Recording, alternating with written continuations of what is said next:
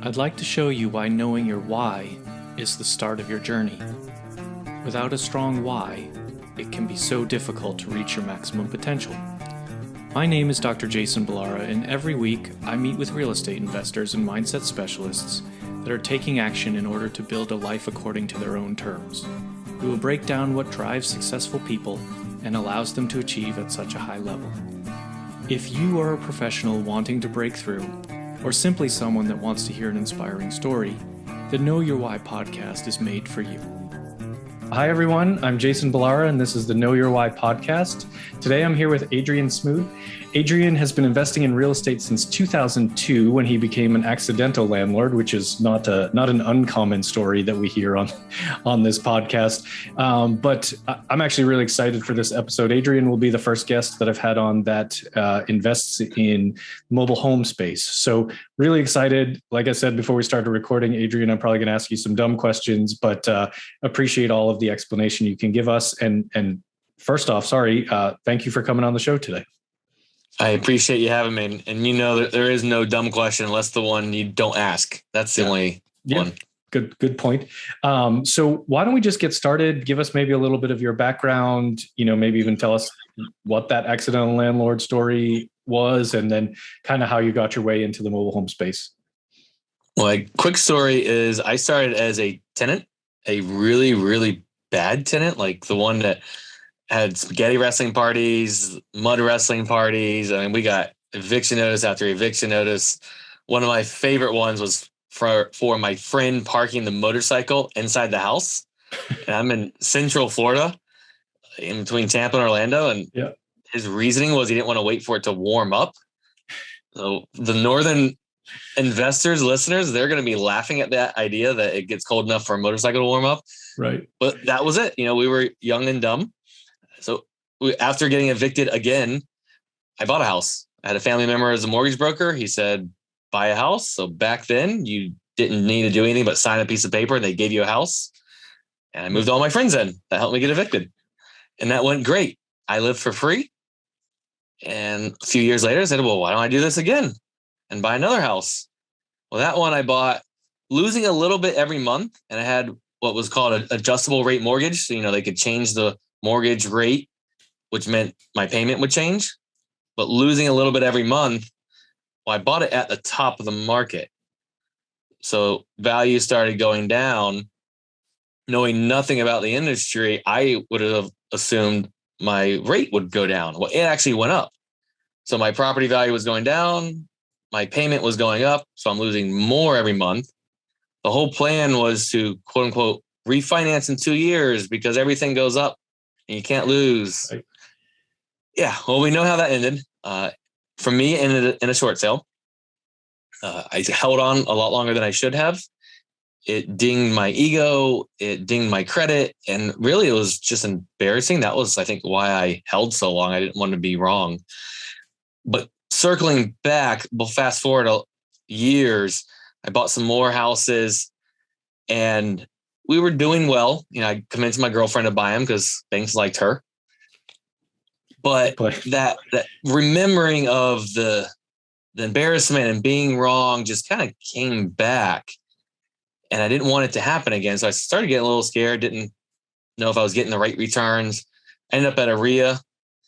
And that's when the magic really started happening. I fell in love with the education there. And I fell in love with the networking. And I started talking to the seasoned investors, the one that doesn't really have any hair. If they do, it's like shiny and gray. And he and she, they talked about mobile homes. So since then, I have sold off all of my site-built homes and bought mobile homes with the land. And we rent them out as cash flow. That's where I'm at today. I'm speaking, traveling, having fun with the life that the cash flow allows. That's awesome. I'm guessing that the short sale story kind of happened around 2008, 2009 area. Yeah. Yeah. I need to go back and actually look, but I believe I held it for like 2 years. I was advised by that family member, hey, you should sell. This isn't going to be a quick thing. And I said, no, I'm right. Yeah. I was really wrong. I even tried to work with a bank and they weren't having it. They weren't. Yeah. I mean, a lot of people got caught up in that. That you're certainly not alone there. That was a bad time in real estate for many, many people. But I mean, I think the stories like that also kind of point to the fact that, people that are entrepreneurial and invest in real estate, think like you'll find a way through it. You can have that setback, but that you took that and you learned from it and you realize, okay, well, I can't approach this with a, sort of can't go wrong sort of mentality. You have to actually start looking at the numbers a little bit. But then, obviously you just described, now you have a good lifestyle living on the cash flow from your investments. So it makes total sense. So let's dive in on the mobile home investing and kind of maybe just start with what that means to you. What, if people want to get into mobile home investing, what are the different avenues that can be? Maybe describe some of that a little bit. I believe there's 3 different ways to invest in mobile homes. One, you own a mobile home park, so you own everything. People run them 2 different ways. They either own the homes and the land, so essentially a flat apartment complex, really. Right. You own it all. Or you own just the dirt, and the people that live in the home own the home, and they pay every month to park it there. So in that manner, they own a big parking lot. I do not own any parks. I've looked at them. The big parking lot style sounds attractive to me because getting paid to have a parking lot sounds pretty easy. Sounds like less work, but that is not fully in my vision of what I want my future life to look like anymore. Another way to invest in them is you own just that home within that park. So you own just the 10 box. You pay someone every month for the right to park it there. And then you would sublet it or rent it out to someone else or sell it to someone on payments. I've done a few of those. They're really good ROI. I don't like the fact that I lose control because that park manager really makes all the control, the rules and everything for that area. And then the other way, which is in between, seems to be this hidden, forgotten area. That's the space I'm really in. I buy the home and the dirt together. It's a little single unit mobile home and the dirt, and I rent it out. So I own the land and the home, and we rent them out. This can be in a neighborhood that maybe they're 1/4 acre lots. It could be little slivers of land, but everyone owns their own, just like any other neighborhood. I'm over explaining this because I get a lot of people like still not understand the concept that it can be just like any neighborhood, but the structure is a mobile home versus a wood frame versus a concrete block structure. And it also could be 1 acre, 2, 3 acres. So it's anywhere in between there. But that's my real niche. I like the home and land, privacy. I'm really in the single family rental market. I just have a different structure. Gotcha. No, I appreciate that explanation. I've honestly never heard of owning the park, and then I've heard the debate about whether or not it's good to own the actual homes or just the plots, and then you let people own their home and park it and you rent out the land. Like I've heard that debate, and that owning the parking lot style, as you said, is kind of the better way to go. You don't have to upkeep the homes themselves. But I have not heard, I guess I just don't know. I didn't know there were mobile home kind of single family style type neighborhoods. So maybe I just didn't know those exist. Is that a common thing? You said you're in Florida. Like, is that specific to Florida, or I just don't know that I've ever seen it anywhere? We have tons of them in Florida. I have not pulled any statistics, but I do believe we have more than a lot of other areas, but they are everywhere. Every state I've driven through, I have seen them. They are a little bit more in the rural areas. I know around here, the cities don't want them because they get higher tax dollars when you build a bigger structure that goes up. Sure. So the cities encourage now to get rid of them. But my market is more rural, and they're everywhere. I think if people started driving around outside their cities and started looking for them, now that you're listening to this, you're going to maybe pay attention a little bit more, and you'll find them. I mean, they've been in Alaska since the 50s. And if they were able to get mobile homes in Alaska and people not freeze to death, I don't understand how they did it. But if that's possible, they're everywhere. Less common in some areas, more common in others. Yeah, that makes total sense.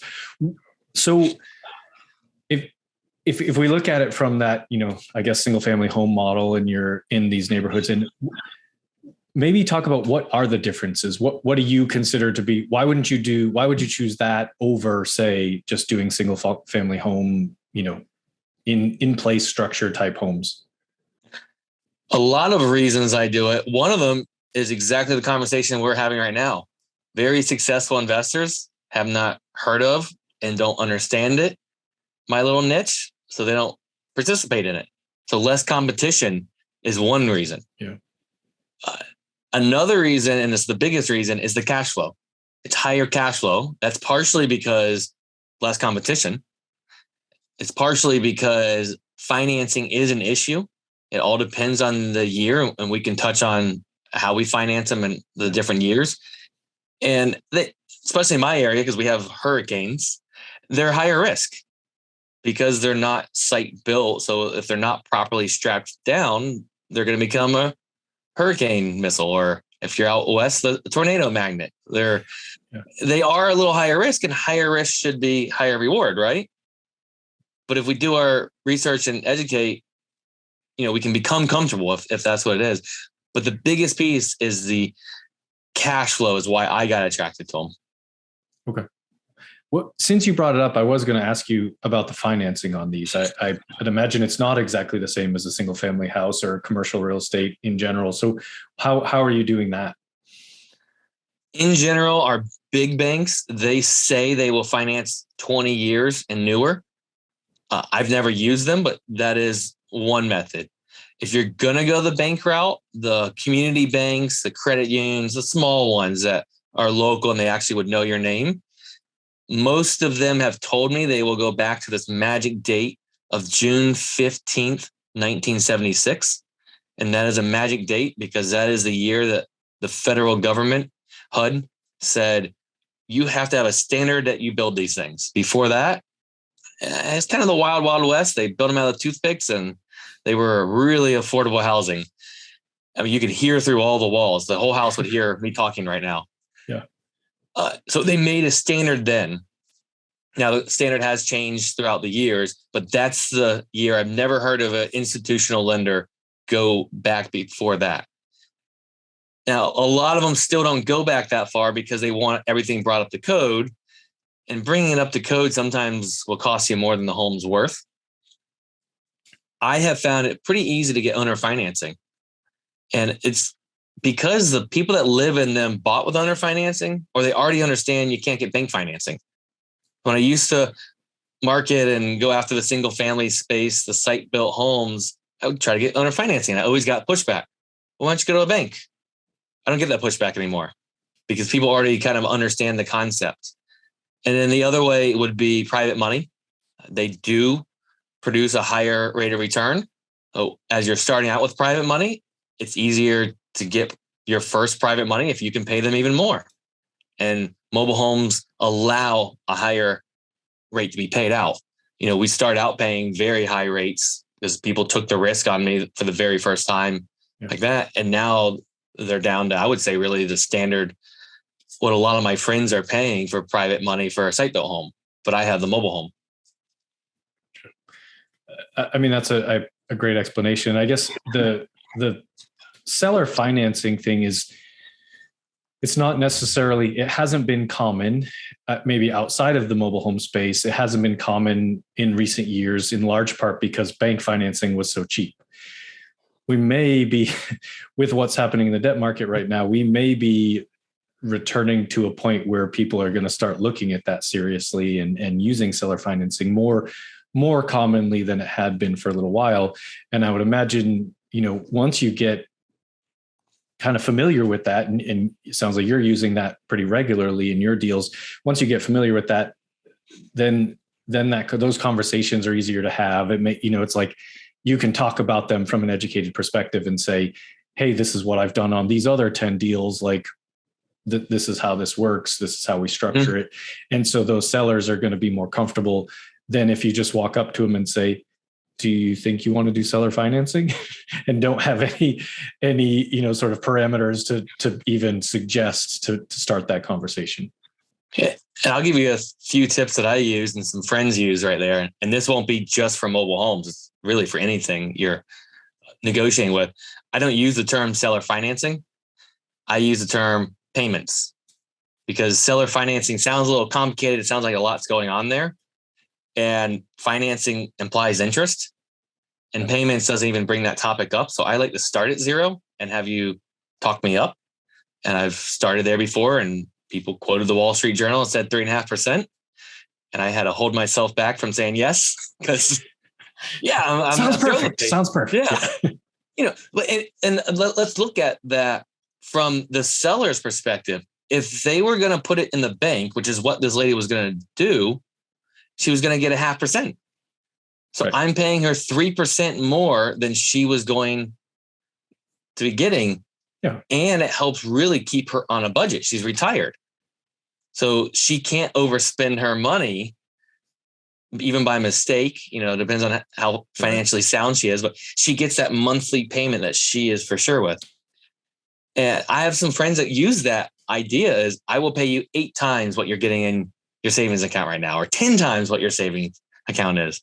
Right. They go those routes, and you're really, I believe, helping that seller lose less even to inflation, or keep par with inflation. And I just personally like to pay a person. It feels a little bit better than paying a bank. Yeah, it makes total sense. And it's a fantastic point that if that person was to just, because probably I'm guessing, you're not buying a lot of these from like institutional investors. They're just someone who had this mobile home and they're ready to sell it, just like if someone was ready to sell their site built home. And so, you're buying it from them. They probably didn't even consider the fact that they could make more money on it by collecting some part of interest. And if they put it in the bank, like even if you find the highest yield savings account, like you might get to 1.5%. Like they're not going to get much out of it. And especially with inflation right now, they're just losing that money.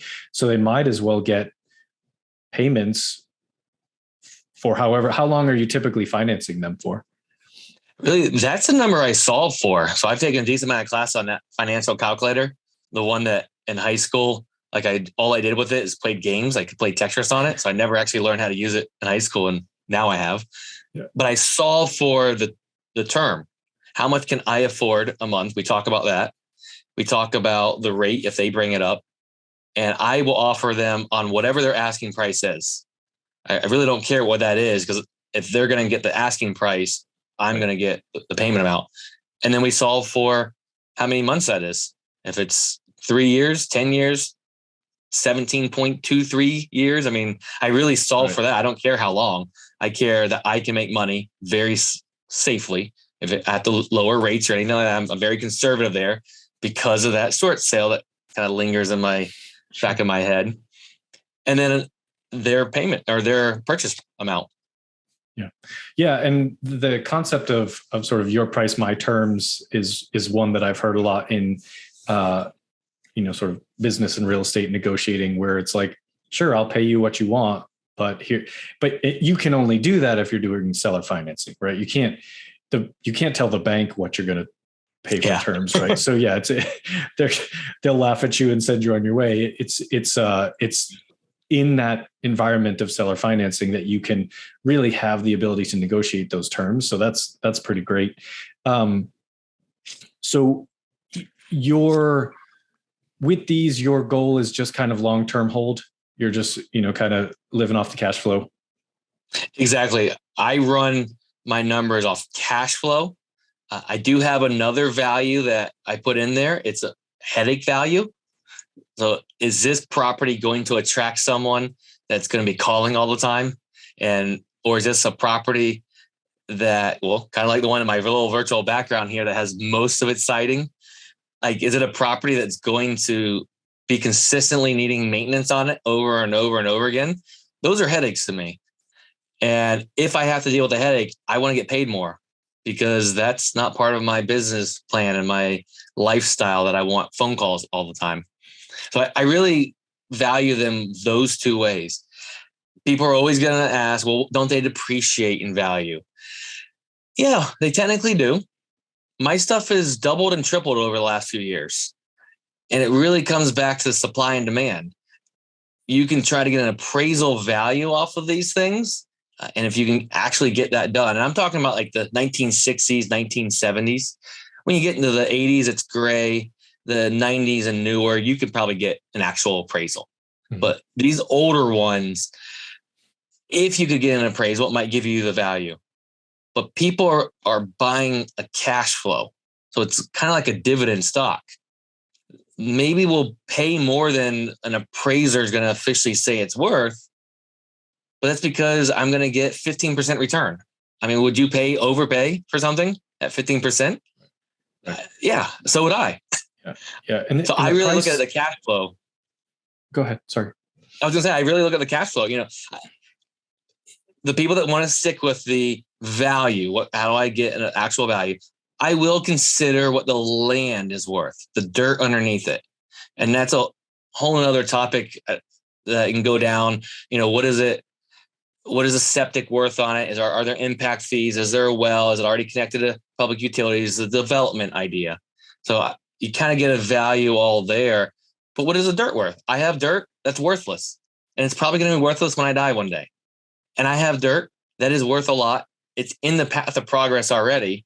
And I call those my lotto ticket. A builder is going to come by one day and say, I want your land.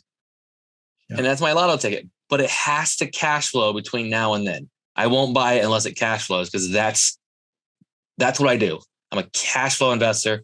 That's how I live. That's how I eat. That's how I travel. That's how I bought the audio equipment we're talking on right now. I mean, that is my life. It comes from cash flow, not from other things. Yeah. And so you mentioned 15%. Is that kind of what you're aiming at as your return projections? I know you said there's some variables there. If you have, the headache factor, you might want higher, but what are you kind of looking for when you look at these deals? And I hate throwing out a return like that, because people can get yield sick and they won't do it if it's 14%. If I said 15, right, some of the viewers, listeners are going to say, oh, well, it's only 14%. 14 is great. Right. So yes, I shoot for probably 15 to 20%, honestly. But I did just buy something recently that's 12. I liked the area. It has low headache value to me. I like the dirt. It kind of has a lotto ticket. Now, again, I'm in hurricane country. So I don't believe at buying these at single digits.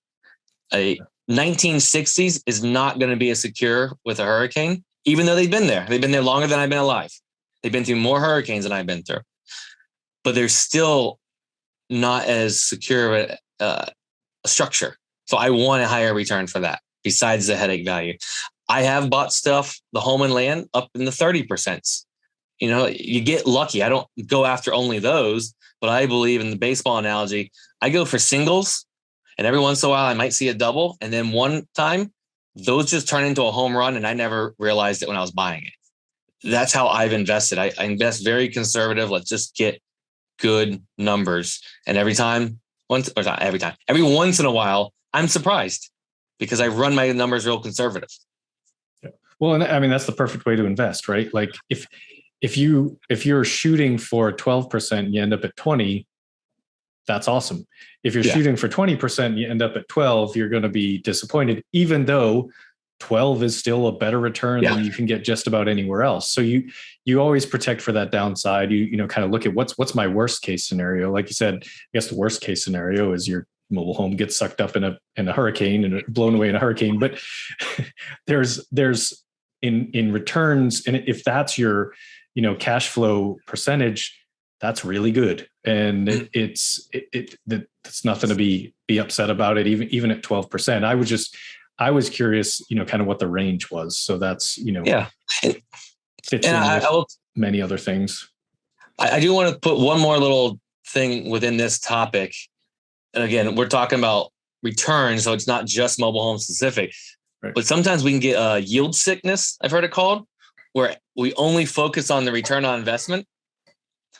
But would I take, some very thin 20% returns where I'm really getting $100 a month? Or maybe I want a 12% return that I'm getting $1,000 a month.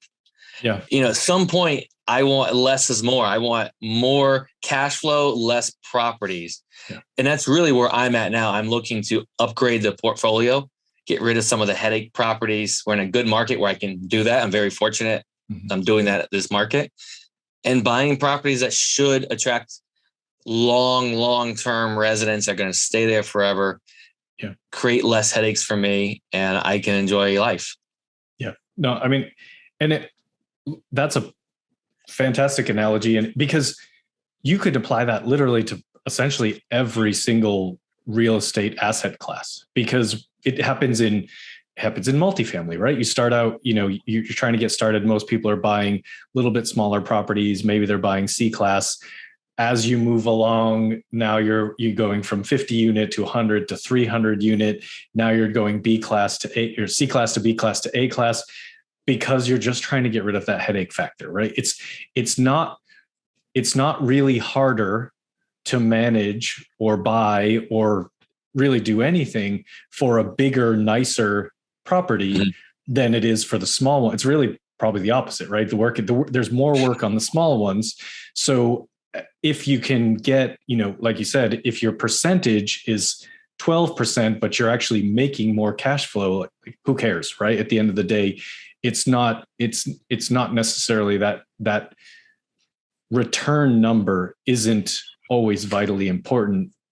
You have to look at the whole picture, right? So I love that analogy. So I was just talking to someone about short-term rentals. We're looking at potentially adding those to the portfolio. I was talking to the broker, and he was like, "Do you want to do condos, townhouses? I'm like, no, I don't want to get 30 condos. I'd rather just get 5 nice luxury rentals that are just going to have a higher gross income, and I have less management headaches." So it makes total sense. I mean, that your strategy could be applied to everything. So I love that. And speaking of management, are you sort of self-managing all this? Is that how you're handling it at this point? Yeah, I self-manage, and I'm like this rare person in the real estate world that I enjoy the management side.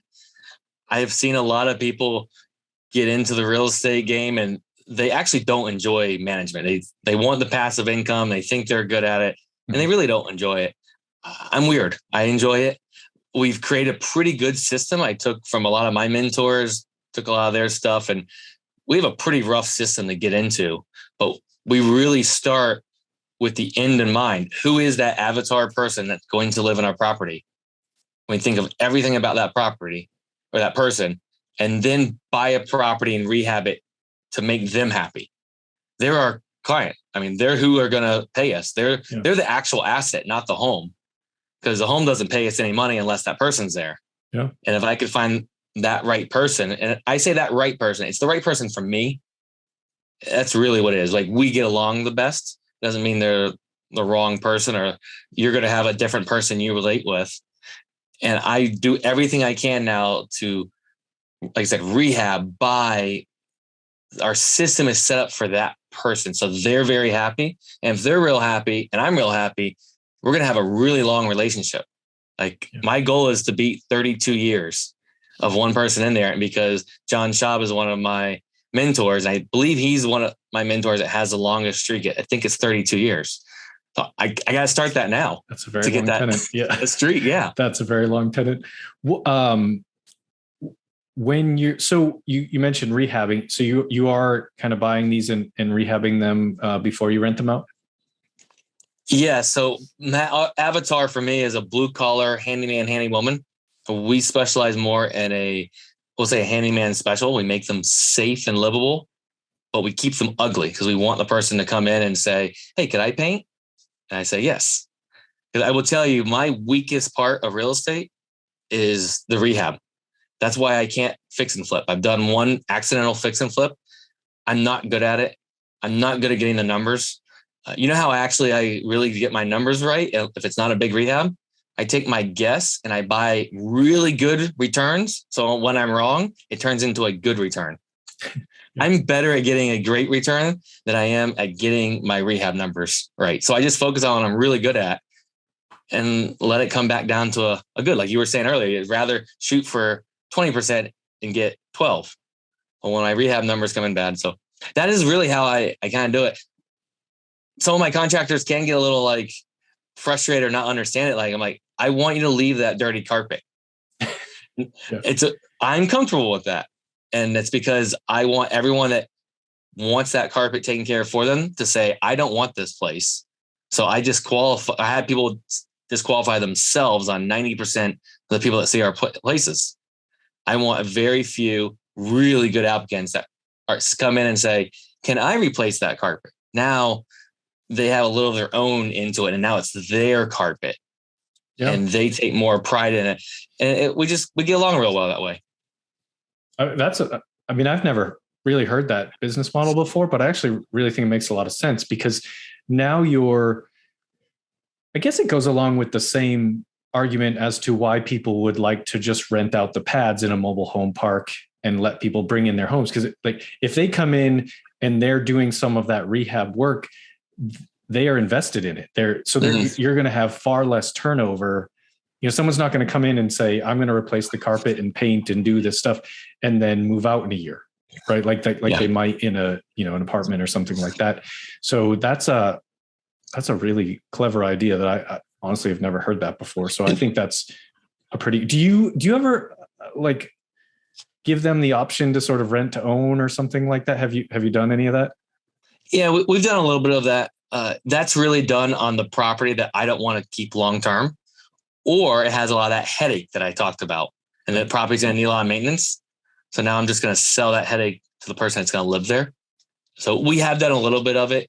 It's not my big goal. I did more of it as I was growing because I didn't have the best management system at the time. So I couldn't build everything at once.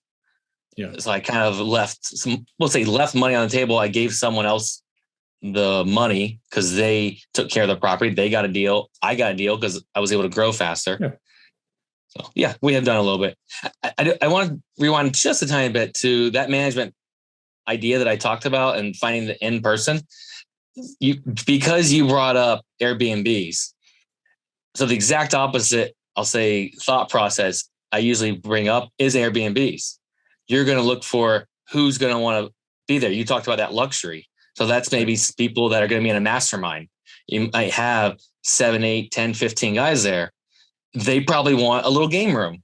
So you need a room big enough that you can put a little arcade or ping pong. Yeah. And now that attracts that person that wants to go and be there and have an environment experience and have a pool, where I don't want any of that.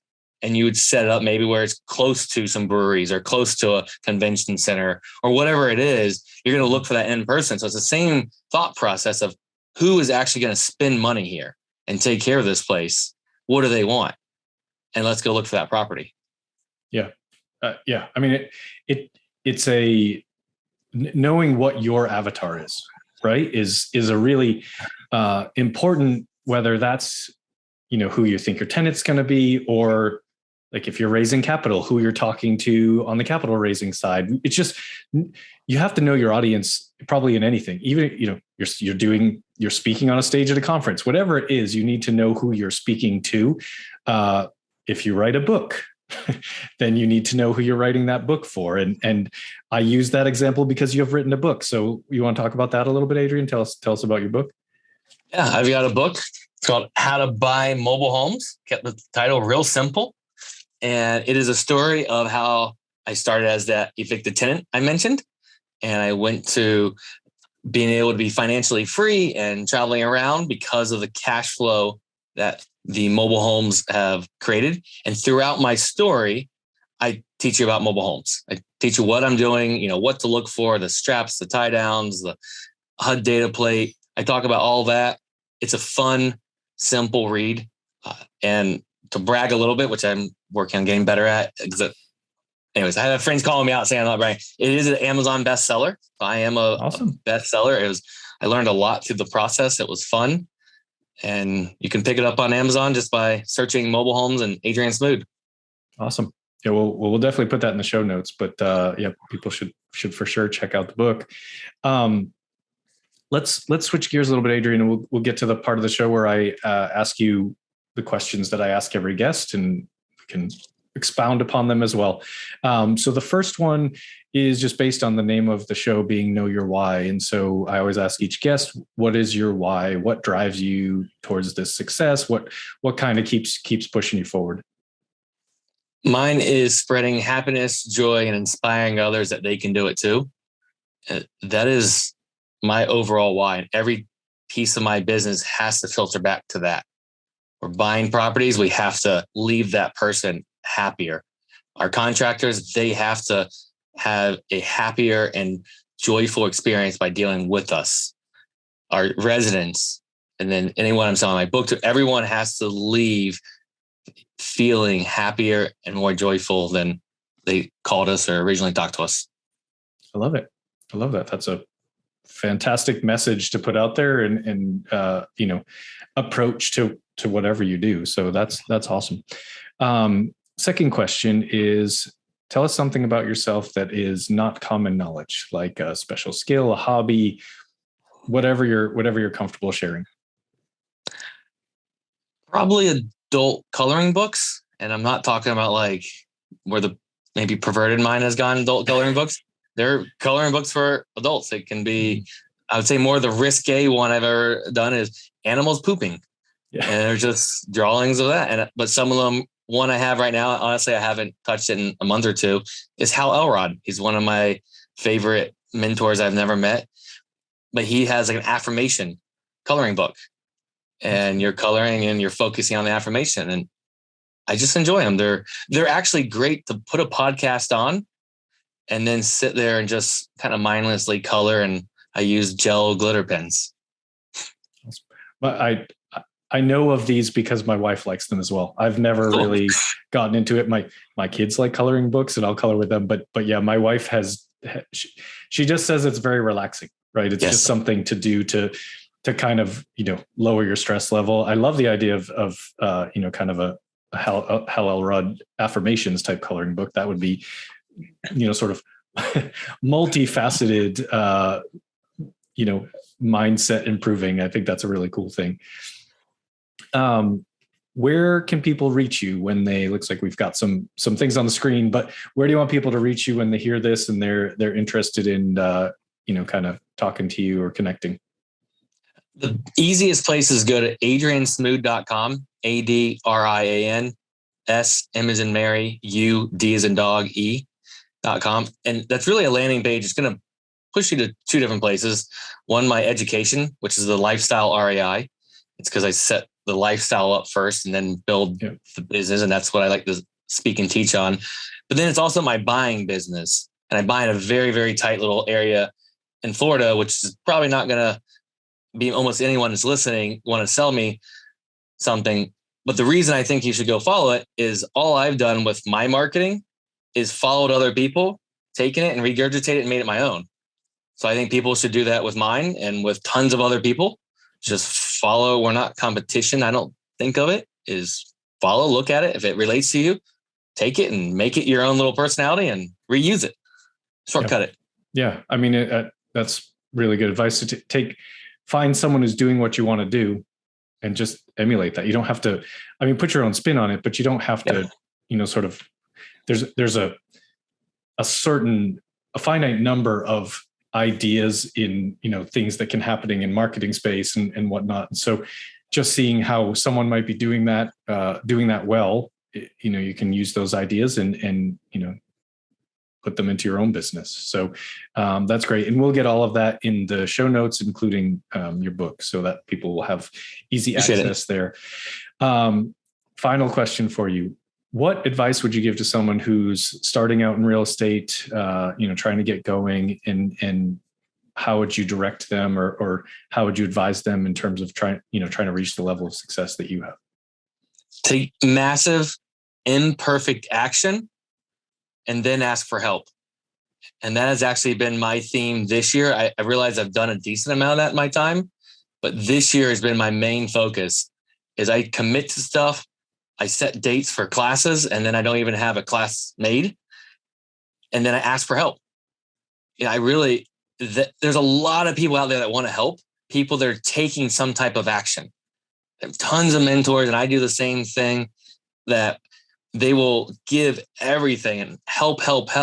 And they don't get burned out when the person says, I tried what you said last month and this is what happened. Can you give me some more advice?